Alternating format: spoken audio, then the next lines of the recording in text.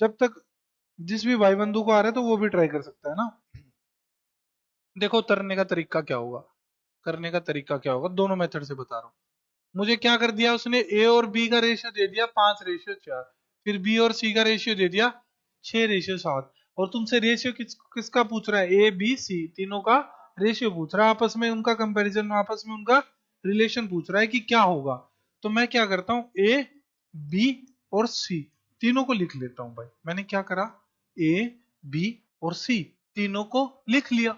ठीक है, सबसे पहले क्या दिया, ए और बी का रेशियो दिया 5 और 4, तो मैं ए और बी का क्या लिख देता हूँ, ए और बी के नीचे उसका रेशियो लिख लेता हूँ। क्या दिया हुआ है, 5:4 दिया हुआ है।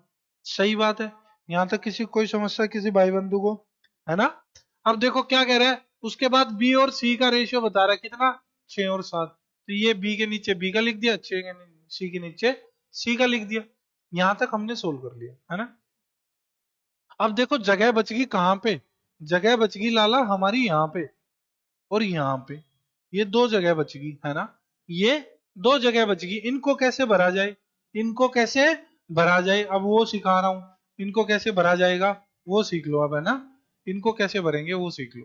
ठीक है, देखो भाई, देखो भाई कैसे भरा जाएगा। येलो पेन यूज कर रहा हूं। अब देखो यहाँ पे कोई जगह, यहाँ पे कुछ नहीं है ना, तो यहाँ पे देखो इसके पड़ोस में क्या है, इसके पड़ोस में 4 है, तो यहाँ पे 4 चिपका दो। ज्यादा दिमाग नहीं लगाना है। इसके पड़ोस में क्या है, 4, तो 4 चिपका दो, ऐसे क्या ऐसे, कुछ नहीं सोचना है भाई, है ना। अब देखो यहाँ पे जगह खाली है, इसके पड़ोस में क्या है, 6, तो यहाँ पे 6 चिपका दो। कुछ नहीं करो, इसके बाद लाइन लगाओ और ऐसे ऐसे मल्टीप्लाई कर दो। ये कितना है, 30, यहाँ से कितना है 24, और यहाँ से कितना है 28, तो रेशियो क्या मिल गया, 30, 24, 28। सॉरी गाइस, गाइस सॉरी, है ना। तो रेशियो क्या मिल गया, 30, 24 और 28। क्या रेशियो मिल गया, 30, 24 और 28 मिल गया। क्या मैं इसको आगे सोल्व कर सकता हूँ और सिंप्लीफाई कर सकता हूँ, अगर हाँ तो कर लो, अगर नहीं कर सकते तो यहाँ पे छोड़ दो। पर मुझे दिख रहा है कि ये तीनों दो पे कट रहे हैं, तो एक एक बार दो पे काट देता हूँ। तो क्या मिल जाएगा, 15, 12 और 14, है ना। 15, 12 और 14, ये तो एक तरीका हो गया सोल्व करने का, ये तो एक तरीका हो गया सोल्व करने का। अब दूसरा तरीका क्या है, हमें देखना है, हाँ जी, हमें देखना है कि इनमें कॉमन क्या आ रहा है, इनमें कॉमन क्या आ रहा है, इन दोनों में, इस वाले में और इस वाले में।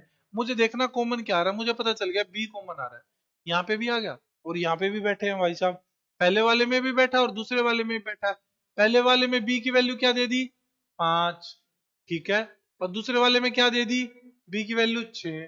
क्या 5 और 6 बराबर है, भाई बी है तो एक ही बंदा, एक ही इंसान, क्या अलग हो सकता है। जैसे मैं तुम्हारा टीचर मैथ्स का रोहित, तो मैं तो एक ही हूं ना, या मेरी कॉपी बनवा लोगे, है भाई, डुप्लीकेट भी लाके खड़ा कर दोगे क्या। तो मैं क्या करता हूँ, इन दोनों को बराबर करता हूँ। जैसे यहाँ पे बी को बराबर करने के लिए मैंने इस वाले को क्या करा, सॉरी सॉरी 4 है भाई, 4 है, यहाँ पे कितना है 4, ठीक है। तो इन दोनों को बराबर करने के लिए क्या करूं, इसको 3 से गुणा कर दूं, इसको 2 से गुणा कर दूं। तो देखो यहाँ पे भी 12 हो गया पहले वाले केस में, दूसरे वाले में भी 12 हो गया, दूसरे वाले में भी 12 हो गया, है ना। अब ये कैसे पता चला कि 2 से गुणा करूं कि 3 से गुणा करूं, कौन से को 2 से करूं, कौन से को 3 से करूं, ये कैसे पता चला।